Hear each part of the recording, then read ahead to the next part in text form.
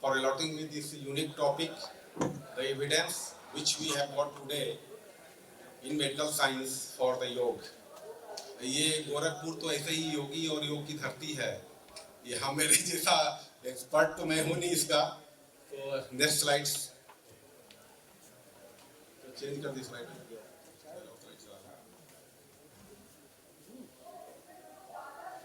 जैसा कि चेयरपर्सन ने कहा कि योग केवल एक एक्सरसाइज नहीं है. I think this words very good and speeches on that. My disclosure, I am not an expert on योग, but I am highly and hugely interested in this subject. You know, medicine is not a science, but an art empowered by science. This is a very, very important saying. And these days, when you see the diabetes, how it is moving, a conceptual promise for the future, profound changes in the way diabetes is prevented and managed going to be happen with lots of technology and other things. But the role of yoga will remain, and I think it is increasing day by day. As the chairperson was talking much earlier that the yoga originated from India, ये हमारे देश की चीज है. वैदिक science 5000 साल कहा जाता है. Would be more and more and more, we don't know exactly, maybe 10 years or whatever it may be. Why are we interested in yoga today? Because there has been increasing evidence which suggests that yoga practices tackles the pathophysiological mechanisms of diabetes and help in controlling diabetes and its complications. फिर योग को एक exercise मत समझिए. It is a complex intervention with various components like kriya, that is the cleaning process, postures, that is the asana, the controlled breathing pranayam, meditation, relaxation, chanting mantras, yogic diet, code of conduct, philosophy and spirituality. If you can combine all those things, then really it becomes a yogic practice. So as I told you, this has become very, very evidence-based treatise, and I will show you the careful assessment of a patient's overall health, individual requirements, associated risk factors and contraindications. You must see before you are saying to that person that you should go for certain yogasana. And so even the RSSDI, our body, the highest body in India, says that yoga must be included because this gives you up-regulation of insulin receptors and the normalization of the insulin-glucose ratio, also occurs following all the yogic practices. Before I start, I think if anyway, this Surya Namaskar, why these days whenever I go to any conferences, and if I talk on the lifestyle medications or lifestyle medicine, I show this slide. Why? आजकल diabetes में मैं exercise पे जब अपने patients को 5 या 10 minute counselling करता हूँ तो बोलता है सर मेरे पास टाइम नहीं है. तो अगर आपके पास टाइम नहीं है, ये बहुत बड़ा प्रॉब्लम है. when you do a research even on the why people are not doing exercise. So time अगर नहीं है तो then I suggest you go for Surya Namaskar, because this is something very unique thing, the Surya Namaskar. The poses you are seeing, you can do it with a mantra also, or this has become very, very important because lots of research papers are showing that apart from aerobic resistance, it also has some medicinal properties in relation to the meditation, which if you are doing with the mantra. So this is very important. And again, yoga is, by Patanjali Yoga Sutra, Chitta Vritti Nirodha. So it is the termination, yoga is termination of the agitations of your mind. This does not happen with the aerobic exercise or resistance exercise, remember. And this is how the Katha Upanishad tells about our body, the Atma, the Buddha, the mind, and then all your senses. I am not going into detail of that, but even the Om, that is a silence, that is great things in these days, because lots of things are being done. Then people have started doing some different types of yoga, you know, power yoga, Kali yoga, white lotus yoga, and so many things. But basically you will follow the Patanjali Yoga Sutra, that is important. So let me start with the pranayam. Pranayam is the practice of controlled breathing. The slow Ujjayi breathing is said to enhance parasympathetic activity and increased indicators of vagal tone.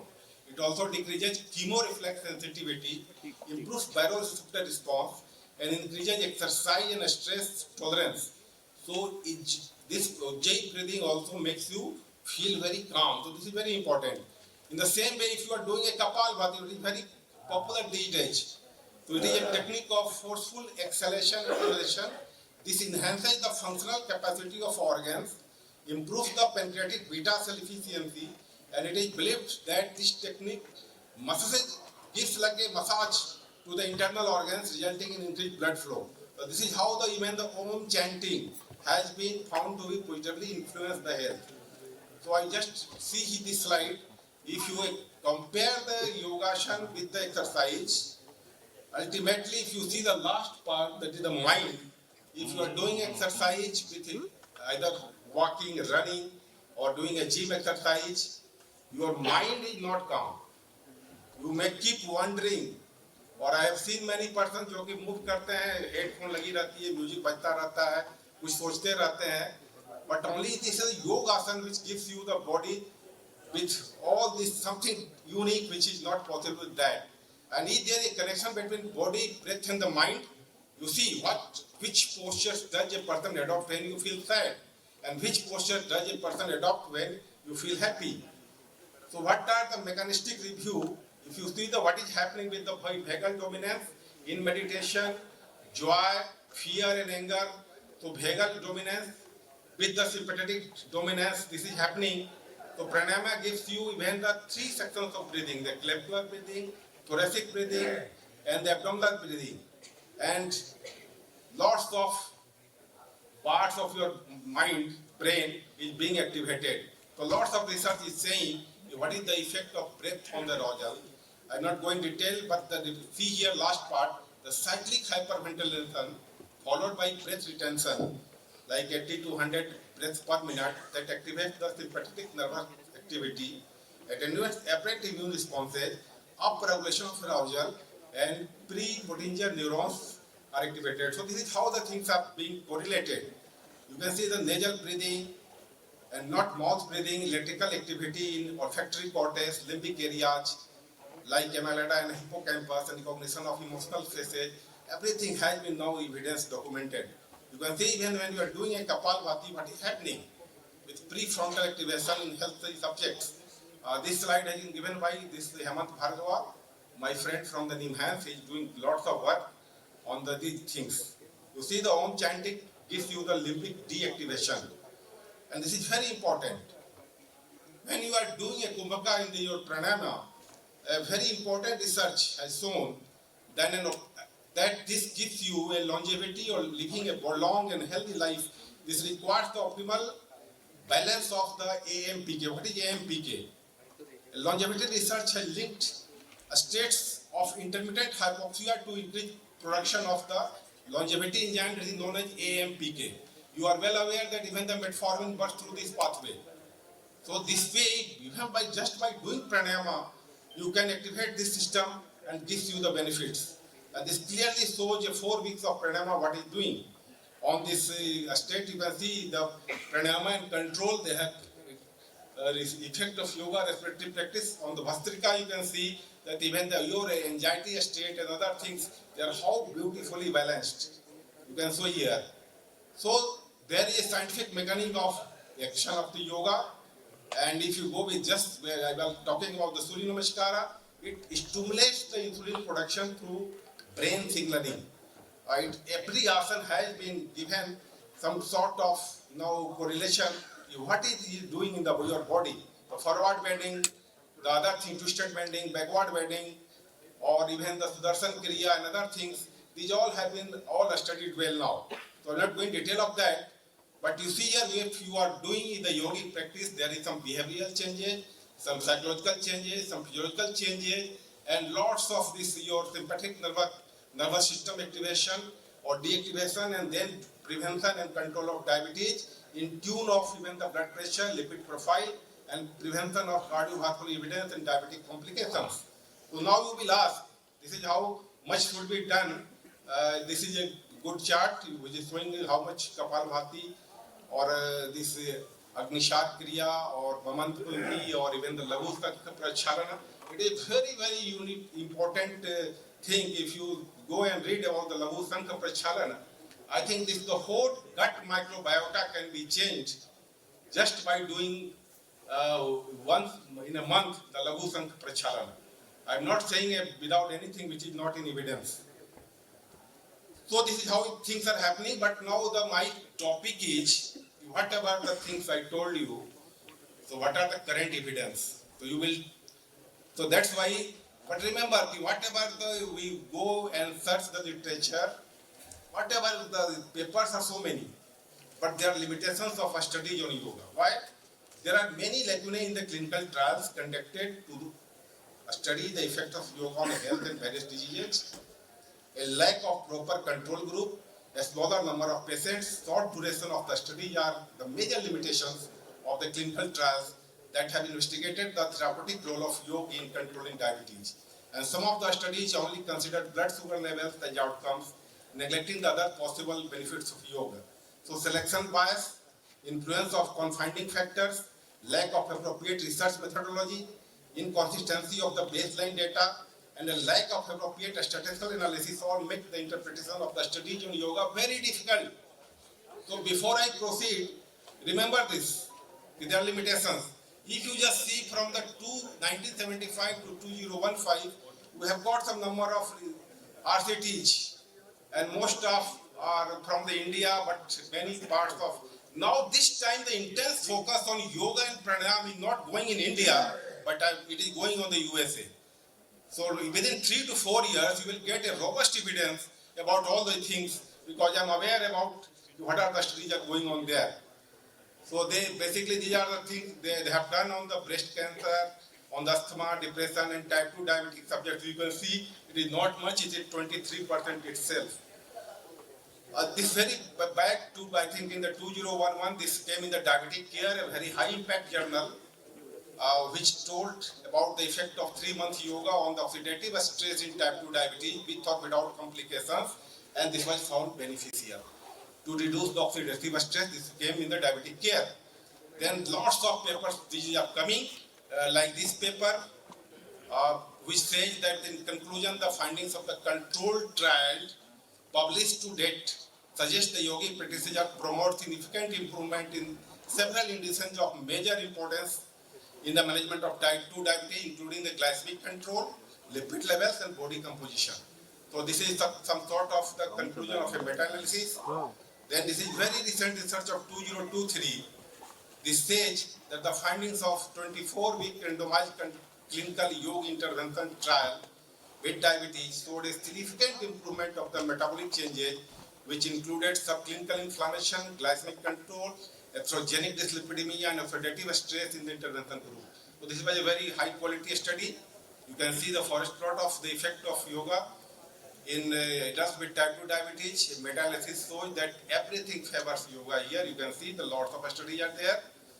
And again, this is a new study.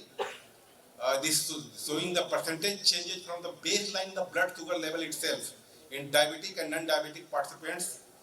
And with that error bars of the confidence limit are 95%, interval of mean of 0% by change.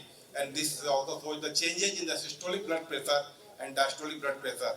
So this again giving some sort of evidence here. So this concludes that patients with diabetes commonly seek alternative therapy in the form of yoga. But by doing this topic, I think this research by Sudarshan Kriya, they showed this one. Then you can see the lots of studies showing which are favoring the yoga. You can see in the glycated hemoglobin and the postprandial blood glucose. So there is evidence you can see here. You see here on the LDL-C and the triglyceride they have shown. And then project yoga DP is going on.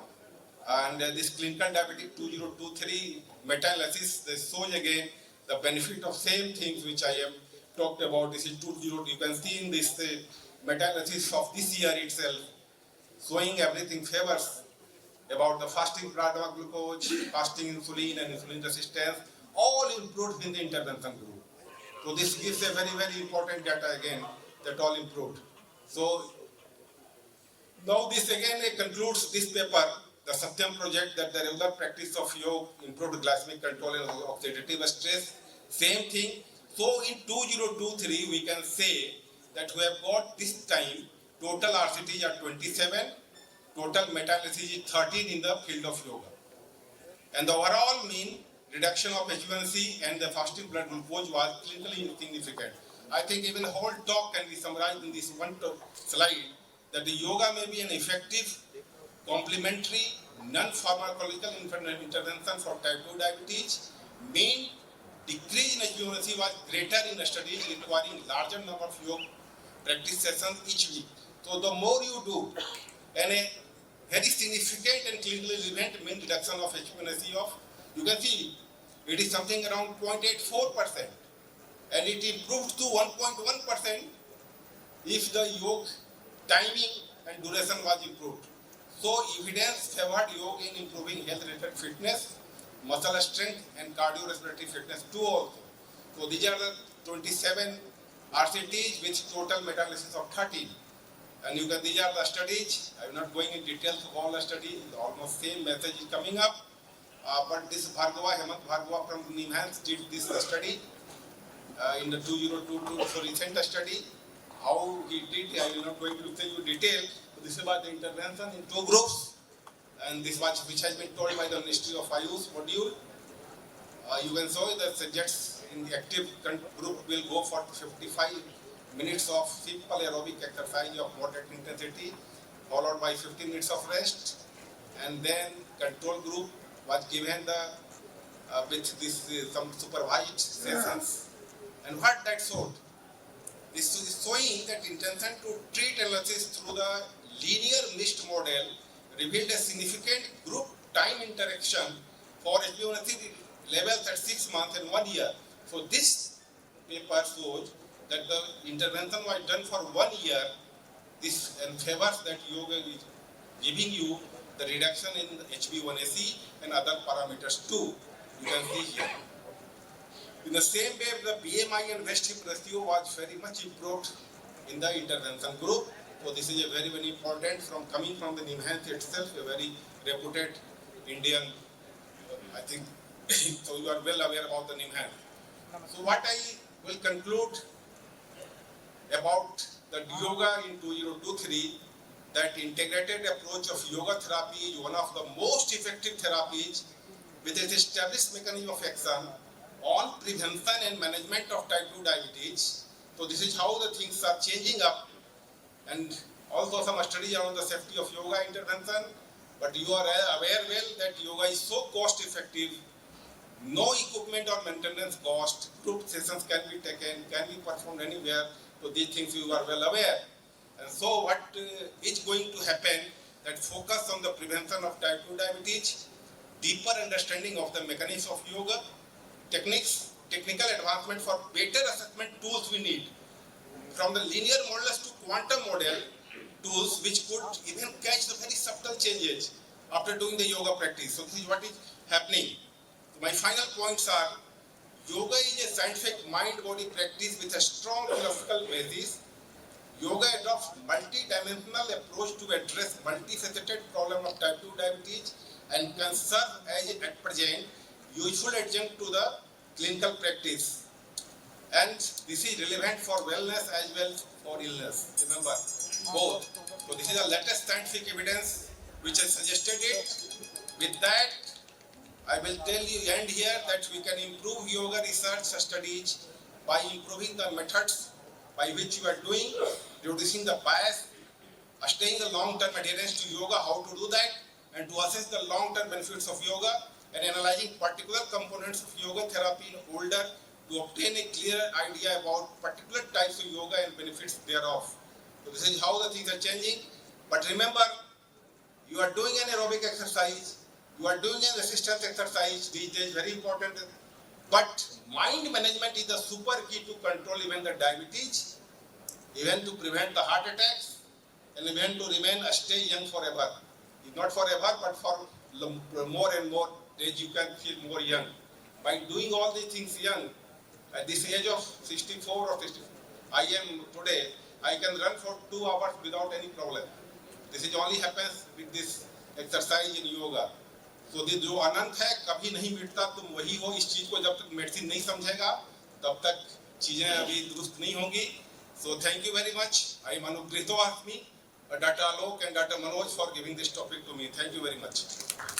Thank you, Dr. N K Singh, for such a nice deliberation and the key line that yoga is essential for wellness as well as for illness. Thank you. Thank you. I will leave it there. Thank you.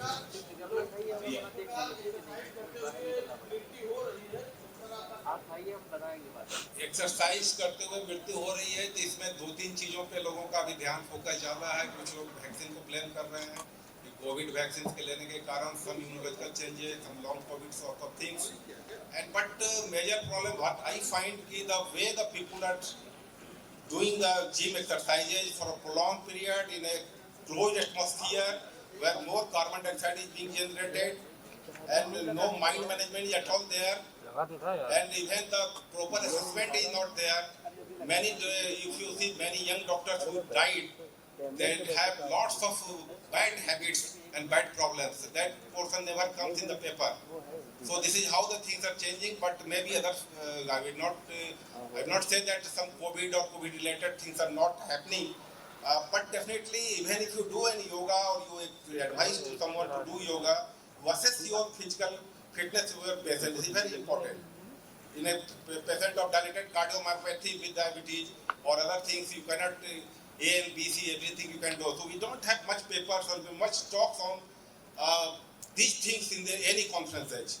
But I really congratulate Dr. Alok and Dr. Manoj keeping a lifestyle focus in the prime time, because if you go in the ADA or ESD, they keep 4 to 7 hours every in conferences only for yoga on exercise. We don't discuss these things. We in 2 or 3 days in most of the national conferences you will see 1 or 2 papers. So I think these are few factors which we can conclude why the young people are dying with such things. Yeah, thank you.